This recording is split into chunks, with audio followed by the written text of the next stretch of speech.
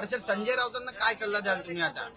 थोबाड बंद कर, चांगलं असं मोठं कुलूप लाव, नाहीतर अंबुजा सिमेंट थोबड्यावर बस लावून बस.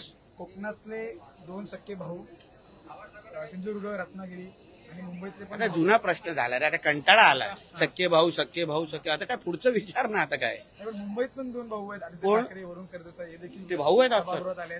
तुम्ही आमने सामने येणार आता सभागृहात? मला वाटलं आदित्य ठाकरे आणि तेजस ठाकरे भाऊ आहे ना. हा कधी म्हणजे काय मावस भाऊ मला वाटलं काय फॉल्ट आहे काय? अरे नाही, राजरोस पद्धतीने सुरू झालेला आहे. आम्ही ऐकलं आतापर्यंत सामना हा उभाटा सेनेचा मुखपत्र होता, पण उद्धव ठाकरेचीच लायकी आणि इज्जत काढण्याचं काम सामना वृत्तपत्रामधून होत आहे. आज एक बातमी छापून आलेली आहे सामनामध्ये, ज्याच्यामध्ये निर्भया दामिनी पथकांच्या नियमाहून अधिक मोबाईल बंद.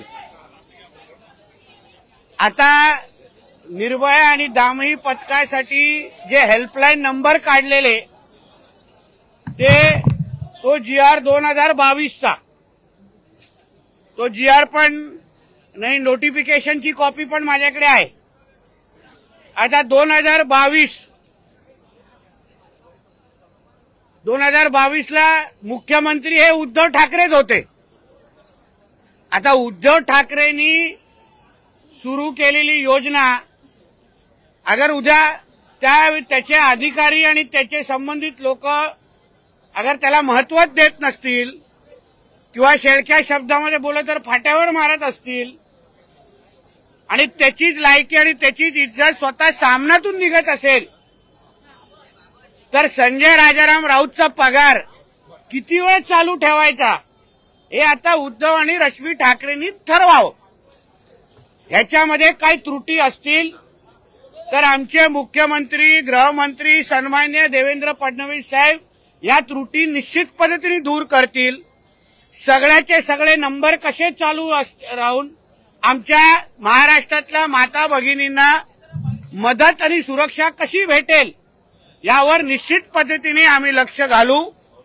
पण ह्या नंबरवर उद्या अगर डॉक्टर सपना पाटकरनी पण अगर फोन केला तरीही तिला मदत निश्चित पद्धतीने आमच्या बहिणीला दिली जाईल, जी मदत उद्धव ठाकरेंनी त्यांच्या काळात केली नव्हती.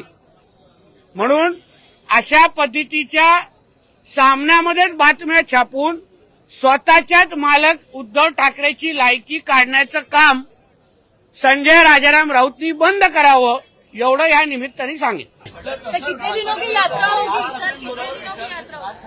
1 दिन का मोर्चा है मैडम, 1 दिन का मोर्चा.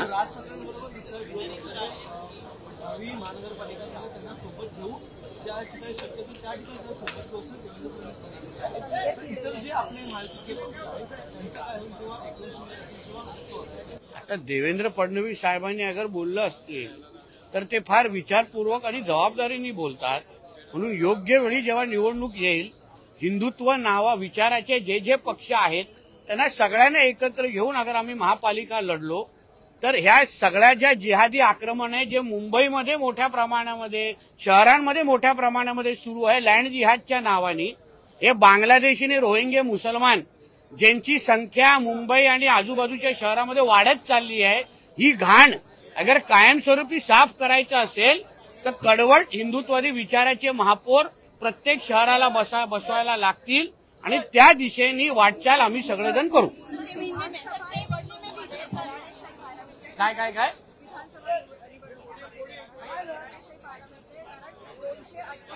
तुमच्या पत्रकारांमध्ये किती घराणेशाही आहे मोजू का? वडील कोण आहे, मुलगा कोण आहे, पत्रकार. तुम्ही लोकांना वेगळा नियम, आम्हाला वेगळा नियम लावू नका मॅडम. आम्ही लोकांमधून निवडून आलेलो आहे.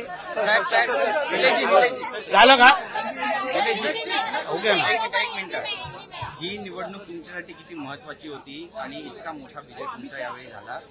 माझी तिसऱ्यांदा हॅट्रिक जी झाली, माझ्या जनते कणकवली देवगड विधानसभाच्या जनतेने माझी हॅट्रिक केलेली आहे. माझ्या मतदारसंघाच्या हिंदू समाजाने मला मोठ्या प्रमाणामध्ये मतदान केलेलं आहे.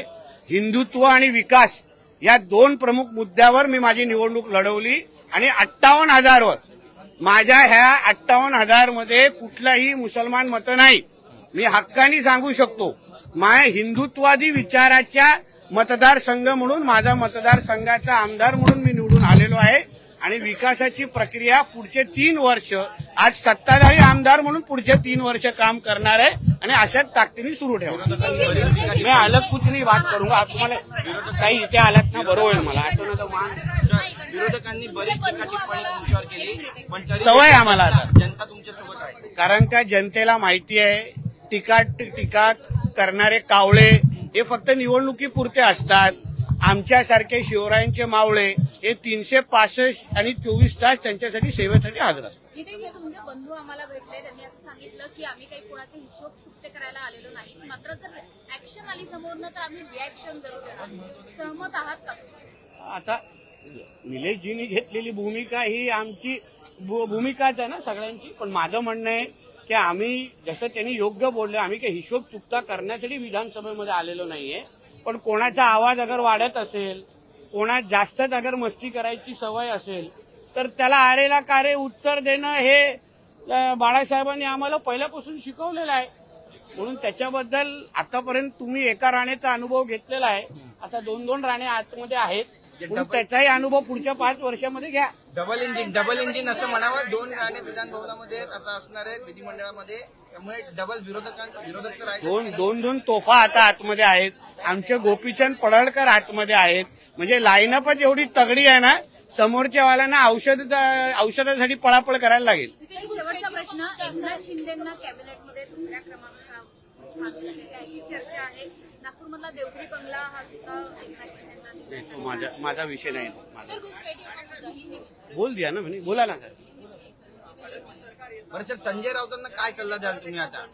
थोबाड बंद कर, चांगलंसं असं मोठं कुलूप लाव, नाहीतर अंबुजा सिमेंट थोबड्यावर लावून बस. कोकणातले 2 सख्खे भाऊ सिंधुदुर्ग, रत्नागिरी आणि मुंबईतले पण आता जुना प्रश्न झाला रे, आता कंटाळा आला. सख्खे भाऊ आता काय पुढचं विचार ना आता काय. पण मुंबईत पण 2 भाऊ आहेत, आदित्य कोण? ठाकरे, वरुण सरदेसाई हे देखील ते भाऊ आहेत आपले? सभागृहात आलेत. तुम्ही आमने सामने येणार आहात आता सभागृहात. मला वाटलं आदित्य ठाकरे आणि तेजस ठाकरे भाऊ आहे ना. हा कधी म्हणजे काय मावस भाऊ. मला वाटलं काय फॉल्ट आहे काय. अरे नाही मग तुझा प्रश्न हा. अरे गिरीश कुठे चालला हा. छोडे ना मॅडम अभी लिंक टूट गया. चलो नाही